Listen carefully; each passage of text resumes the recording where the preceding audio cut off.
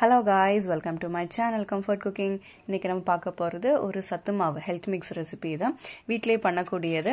So நம்ம எப்பவுமே வெளியே தான் வாங்குவோம். சோ வீட்லயே எப்படி பண்ணலாம் அப்படிங்கறத நம்ம இன்னைக்கு பார்க்க போறோம். இது எங்க அப்பா அம்மாவும் சேர்ந்து பண்ண ரெசிபி. ஸோ மேபி கொஞ்சம் வேரியேஷன்ஸ் இருக்கும். நாங்கள் வீட்டில் எப்பவுமே இது பண்ணுறது தான். ஸோ டிஃபால்ட்டாக ஸோ அது நான் கற்றுக்கிட்டு நான் பண்ணியிருக்கேன். ஸோ கண்டிப்பாக நீங்களும் ட்ரை பண்ணி பாருங்கள். ஃபர்ஸ்ட் நான் வந்து ராகி 1/2 கிலோ எடுத்து இந்த மாதிரி மீடியம் டு லோ ஃப்ளேம்லேயே வச்சு நல்லா ரோஸ்ட் ஆகணும்னா ரொம்ப கருக்கக்கூடாது, நல்ல சூடு பண்ணணும். எல்லா இடத்துலையும் நல்லா சூடு இருக்கணும், அதோட சூடு. அப்போ தான் அதுக்குள்ளே இருக்கிற ஜெர்ம்ஸ் எல்லாமே போகும். அதனால தான் அது எல்லாமே சூடு பண்ணி பண்ணாதான் கொஞ்சம் நல்லா இருக்கும். ஓகேவா? ஸோ அதனால் ராகி சூடு பண்ணி ஒரு பாத்திரத்தில் மாற்றி வச்சுக்கிட்டேன். அதுக்கப்புறமா அதே பாத்திரத்தில் நம்ம கோதுமை, நீங்கள் முழு கோதுமையாக எடுத்துக்கலாம், இல்லைன்னா உடைச்சா என்கிட்ட சம்பார் ரவை இருந்துச்சு. ஸோ அதையும் இந்த மாதிரி வறுத்து 1/2 கிலோ, அதுவும் 1/2 கிலோ வறுத்து அந்த மாதிரி அதே பாத்திரத்தில் மாற்றி வச்சுக்கிட்டேன். அதுக்கப்புறமா நான் வந்து பச்சை பயிர் இப்போ வறுக்கிறேன்.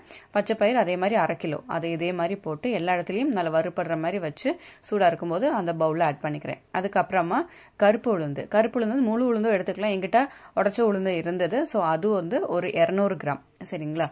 அதையும் போட்டு இந்த மாதிரி மீடியம் டு லோ ஃப்ளேமில் வச்சு பொறுமையாக ஃப்ரை பண்ணுங்க. ஒன்றும் அவசரமா எல்லா இடத்துலையும் நல்லா ஃப்ரை பண்ணிட்டே இருங்க, விட்டுறாதீங்க. கை கொஞ்சம் வலிக்கும், பட் இட்ஸ் ஓகே. நம்ம ஹெல்த்துக்காக நம்ம பண்ணுறதுனால கொஞ்சம் நம்ம எஃபர்ட் போட்டால் தான் கொஞ்சம் நல்லாவும் இருக்கும். ஓகேவா? ஸோ அந்த மாதிரி நல்ல ரோஸ்ட் ஆனதும் அதே மாதிரி அந்த பாத்திரத்தில் மாற்றி வச்சுக்கோங்க. அதுக்கப்புறமா அதே பாத்திரத்தில் பொட்டுக்கடலை, உடச்ச கடலை 250 கிராம், ஓகேவா? அதையும் போட்டு மீடியம் டு லோ ஃப்ளேம்லேயே வச்சு நல்லா கரெக்டாக இருங்க. உடச்ச கடலை என்ன பாத்திரம் ஆல்ரெடி கொஞ்சம் சூடாக ஆயிருக்கும், இருந்த அளவுக்கு இப்போ கொஞ்சம் சூடாகவே இருக்கும்.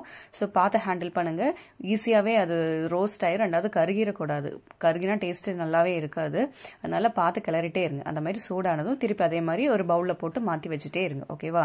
அதுக்கப்புறமா திருப்பி நம்ம இது கிரவுண்ட் நட், ஓகேவா? அது ஆட் பண்ணியிருக்கோம். அது எவ்வளோ ஆட் பண்ணி, நிலக்கடலை ஒரு 100 கிராம் ஆட் பண்ணியிருக்கேன். அதையும் போட்டு இந்த மாதிரி மீடியம் டு லோ ஃப்ளேம்லேயே வச்சு நல்லா எல்லா இடத்துலையும் ரோஸ்ட் பண்ணுறப்ப நல்லா வறுத்து எடுத்துக்கோங்க.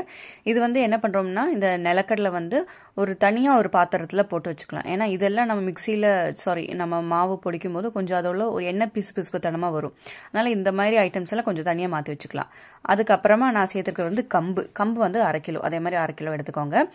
போட்டு நல்லா மீடியம் லோ ஃப்ளேமில் வச்சு நல்லா ஃப்ரை பண்ணிட்டே இருங்க. ஓகேவா? நல்லா பொறுமையாக பண்ணுங்க, அவசரப்பட வேணாம், ஹை ஃப்ளேம்லேயே வைக்க வேணாம். ஈஸியாக இதாகணும். ஆல்ரெடி நம்ம பாத்திரம் கொஞ்சம் சூடாக தான் இருக்கும். ஸோ இது ஈஸியாக தான் இருக்கும். கொஞ்சம் பொறுமையாக பண்ணிங்கன்னா கண்டிப்பாக நல்லா டேஸ்ட்டாக எம்மியாக இருக்கும். நம்ம ஹெல்த்துக்கும் ரொம்ப நல்லது.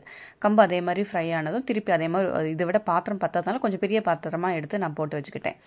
அதுக்கப்புறமா நான் ஆட் பண்ணியிருக்கேன் ஜவ்வரிசி ஒரு 100 கிராம் எடுத்திருக்கேன். அதையும் இந்த மாதிரி நல்லா வறுத்துக்கோங்க. கொஞ்சம் நல்லாவே ஜவ்வரிசி வரணும். ஓகேவா? நல்லா பொறுமையாக அந்த மாதிரி வந்ததுக்கப்புறம் நல்லா சூடானதுக்கப்புறமா அதே மாதிரி அந்த பாத்திரத்தில் போட்டு மாற்றி வச்சுக்கலாம். அதுக்கப்புறமா திருப்பி நம்ம அடுப்பில் வச்சு என்ன பண்ண போகிறோம்னா பார்லி ஆட் பண்ணுறேன். பார்லி 100 கிராம் எடுத்திருக்கேன். அதையும் போட்டு நல்லா இந்த மாதிரி ஃப்ரை பண்ணிக்கோங்க. பொறுமையாக பண்ணுங்க. ஓகேவா? பொறுமையாக பண்ணுங்க. இந்த மாதிரி பொறுமையாக பண்ணாமல் நம்ம கொஞ்சம் அதுக்குள்ளே இருக்க ஜெர்ம்ஸ் எல்லாம் வெளியே வரும், நமக்கு கொஞ்சம் ஹெல்த்தியாக இருக்கும். அதனால தான் நல்லா எல்லாமே வறுத்து போடணும்னு சொல்கிறது. அதனால தான் அதுக்குள்ளே இருக்கிறது எல்லாமே இதாகும். அதுக்குள்ளே வேறு ஏதாவது இருந்தால் நமக்கு வறுக்கும் போதே நமக்கு தெரியும். ஸோ பழசா என்னன்னு. ஸோ அதனால தான் நல்லா ஃப்ரை பண்ணி போடணும்னு சொல்கிறாங்க. ஓகேவா? அதுக்கப்புறம் நான் மக்காச்சோளம் ஆட் பண்ணியிருக்கேன். மக்காச்சோளம் 150 கிராம் எடுத்திருக்கேன்.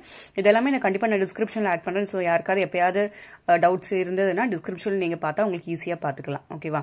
ஸோ அதே மாதிரி நல்லா ஃப்ரை பண்ணி எடுத்து மாற்றி வச்சுக்கோங்க. அதுக்கப்புறமா வெள்ளைச்சோளம், இதே மாதிரி நம்ம மளிகை கடையோ இல்ல சூப்பர் மார்க்கெட்ல போறீங்கன்னா கண்டிப்பா வெள்ளைச்சோளம் வச்சிருப்பாங்க, கேட்டுக்கோங்க. கேட்டு இந்த மாதிரி அது ஒரு 150 கிராம் வாங்கிக்கோங்க. வாங்கி இந்த மாதிரி நல்லா ஃப்ரை பண்ணிக்கோங்க. ஸ்லோ ஹீட்லயே வச்சு இந்த மாதிரி நல்லா ஃப்ரை பண்ணி எடுத்து அதே பாத்திரத்துல போட்டு மாத்தி வச்சுக்கோங்க. அதுக்கப்புறமா நான் என்ன ஆட் பண்ண போறேன்னா கவுனி அரிசி. ஓகேவா? கவுனி அரிசி 150 கிராம் எடுத்திருக்கேன். அதுவும் இந்த மாதிரி ஸ்லோ ஹீட்லேயே வச்சு நல்லா ஃப்ரை பண்ணிக்கோங்க. ஓகேவா? பொறுமையாக பண்ணுங்க. எனக்கு புரியுது. ஸோ இது ஒரு லாங் ப்ராசஸ் தான். ஸோ எல்லாமே நம்ம ஹெல்த்தியான இதுதான் இன்க்ரீடியன்ஸ் தான் ஆட் பண்ணுறோம். ஸோ கண்டிப்பாக சத்து மாவுனா அதுதான், எல்லாமே சத்தான இருக்கிற பொருட்கள் ஆட் பண்ணுறதுனால சத்து மாவு. ஸோ கண்டிப்பாக எங்கள் வீட்டில் எப்பவுமே நாங்கள் டெய்லி ஒரு கிளாஸ் நானும் என் பாப்பாவும் கண்டிப்பாக டிஃபால்ட்டாக குடிப்போம்.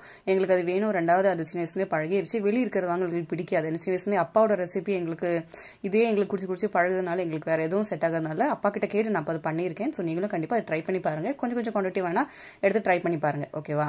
அதுக்கப்புறமா நான் சிவப்பரிசி எடுத்து அதே மாதிரி ஃப்ரை பண்ணி போட்டுக்கிட்டேன். அதுக்கப்புறமா நான் ராஜ்மா எடுத்திருக்கேன். சிவப்பரிசி 150 கிராம் எடுத்திருக்கேன். ஓகேவா? அதுக்கப்புறமா ராஜ்மா 100 கிராம். அதையும் இந்த மாதிரி நல்லா ஃப்ரை பண்ணிக்கோங்க. ஃப்ரை பண்ணி எடுத்து ஸ்லோ ஹீட்ல எல்லா இடத்துலையும் நல்லா சூடாக நல்லா வறுப்பட்டி வரும்போது இந்த மாதிரி அதே பாத்திரத்தில் எடுத்து போட்டு மிக்ஸ் பண்ணிக்கலாம். அதுக்கப்புறமா நான் அரிசி சைட்லாம் ஆட் பண்ணி போறேன். திணை வந்து ஆட் பண்ணியிருக்கேன். திணை வந்து 150 கிராம். ஓகேவா, அதே இந்த மாதிரி ஸ்லோ ஹீட்ல வச்சு பொறுமையாக நல்லா ஃப்ரை பண்ணுங்க.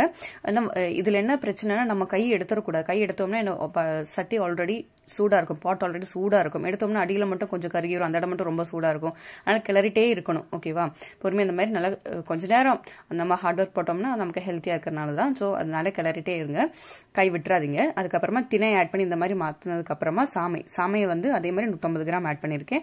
அதையும் போட்டு இந்த மாதிரி நல்லா வறுத்துக்கோங்க. பொறுமையாக லோ ஹீட்ல இந்த மாதிரி நல்லா வறுத்துக்கோங்க. பார்த்தீங்கன்னா நல்லா வறுத்துருச்சு. அதையும் நம்ம அந்த பாத்திரத்தில் மாற்றிக்கலாம். மாற்றினதுக்கு அப்புறமா நான் வந்து வரகு ஆட் பண்ண போறேன். வரகு வந்து என்கிட்ட வந்து கடையில் வந்து எனக்கு லூஸ்ல கிடைக்கல. ஸோ அது வந்து பேக்கெட்ல தான் கிடைச்சது. கொஞ்சம் பாலிஷ்டா இருக்கிறதுனால உங்களுக்கு கலர் கொஞ்சம் இதாக தெரியும். வரகு அதுவும் அதே மாதிரி 150 கிராம். ஓகேவா, அதுவும் இந்த மாதிரி நல்ல ஸ்லோ ஹீட்ல நல்ல பொறுமையாக நல்லா ஃப்ரை பண்ணிக்கோங்க. ஃப்ரை பண்ணி இதே மாதிரி அது பாத்திரத்தில் எடுத்து மாற்றி வச்சுக்கோங்க. ஓகேவா, ஸோ நான் ஏன் இவ்வளோ கஷ்டப்பட்டு ஏன் பண்ணுறேன்னு எல்லாரும் நினைக்கலாம். பட் எங்களுக்கு இது வந்து பழகி போச்சு. என்னவா வீட்டில் டிஃபால்ட்டாக நாங்கள் இது பண்ணுறதா எங்கள் அம்மாவும் அப்பாவும். இந்த சாம்பார் தூள், சத்து மாவு, அதுக்கப்புறமா முருங்கைக்கீரை பொடி, கறிவேப்பிலை பொடி, இட்லி பொடி, இதெல்லாம் டிஃபால்ட்டில் எப்பவுமே எங்கள் வீட்டில் வறுத்து தான் எல்லாமே யூஸ் பண்ணுவோம். ஓகே, வீட்டில் வெளியே எதுவுமே வாங்க மாட்டோம், கறி மசாலா எதுவுமே. ஸோ அதனால தான் எனக்கு அது பெரிய விஷயமா தெரியல இது பண்ணுறது. எங்களுக்கு இது பழகப்பட்டதுனால நான் இப்போ கற்றுக்கிட்டு பண்ணுறேன். உங்களுக்கும் நீங்கள் அது ஓகேவா, உங்களுக்கு கன்சர்னாக இருந்ததுன்னா நீங்களும் பண்ணலாம். ஓகேவா, அதுக்கப்புறமா நான் ஆட் பண்ணது வந்து சோயாபீன். கண்டிப்பாக கடையில் கேட்டிங்கன்னா தெரியும், முழு சோயாபீன். அது ஒரு 100 கிராம் ஆட் பண்ணி ஃப்ரை பண்ணி போட்டுக்கிட்டேன். அதுக்கப்புறமா வந்து நான் பாதாம் ஆட் பண்ணியிருக்கேன். பாதாம் வந்து 100 கிராம்.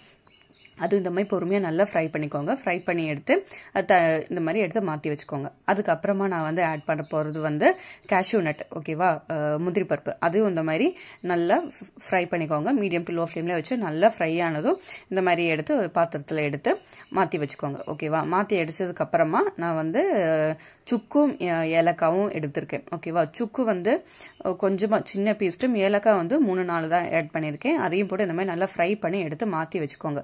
மாற்றி வச்சுட்டு நம்ம போட்டிருக்கிற எல்லாத்தையும் வந்து நல்லா மிக்ஸ் பண்ண போகிறோம். ஓகேவா, நல்லா எல்லா இடத்துலையும் வரமே நல்லா மிக்ஸ் பண்ணிட்டு ஒரு பெரிய நியூஸ் பேப்பரோ துணியோ போட்டு நல்லா ஆற வச்சிருங்க. ஓகேவா, நல்லா சில்லுன்னு ஆகணும். நல்லா சில்லுன்னு ஆனதுக்கு அப்புறமா மிக்சியில் தயவு செஞ்சு பிடிக்க வேணாம். ஏன்னா அப்போதான் நல்லா ஃபுல்லாக நைஸ் கிடைக்காது நமக்கு. எப்பவுமே மிக்சியில் பண்ணால் வெளியே மாவு மில்லு இதில் போய் போனீங்கன்னா தான் நல்லா இருக்கும். ஸோ இந்த மாதிரி நல்லா ஆற வச்சதுக்கு அப்புறமா இந்த மாதிரி அரிசி பக்கத்தில் இருக்கிற மாவு மில்ல போய் நல்லா பொடிச்சு எடுத்து வச்சுக்கோங்க. ஓகேவா, இந்த மாதிரி எல்லாத்தையும் போட்டு பொடிச்சு எடுத்து வச்சோம். இந்த மாதிரி ரொம்ப நைஸாக இருக்கும். திருப்பி நல்லா ஆற வச்சு ஒரு கண்டெய்னர்ல போட்டு க்ளோஸ் பண்ணி அடிக்கடிக்கு எடுத்து வந்து வச்சு ஆற வச்சுக்கோங்க. ஓகேவா, அவ்வளவுதான். Thank you for more videos. Like and subscribe to my channel.